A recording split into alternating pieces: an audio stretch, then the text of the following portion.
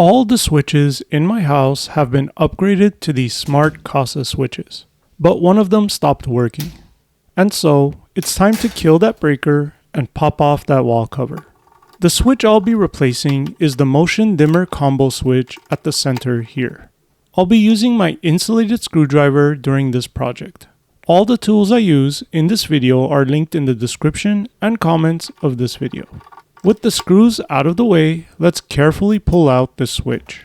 Even with the breaker switched off, I'll use this voltage tester to make sure that there is no power here. And I can confirm that there is no power. If there was power, it would for example be doing this. Alright, first I'll remove these hot wires that are screwed into the sides. And at the back we can see the green ground wire and the white neutral wire. In order to see where these are going, I'll temporarily remove the smart switch on the left side. Alright, it's very dense back here, but we can see all the white neutral wires capped together.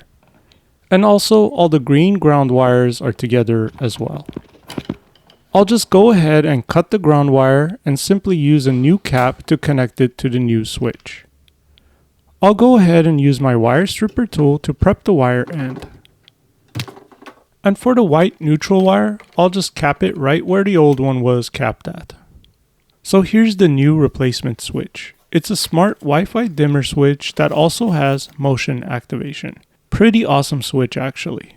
It's pretty much an identical replacement for the one I have been using for a few years now. It comes with wire labels, a quick start guide, as well as a slick looking screwless switch cover.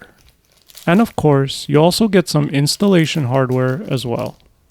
The neutral and ground wire ends are already prepped for me. First, I'll go ahead and connect the neutral wire to the rest.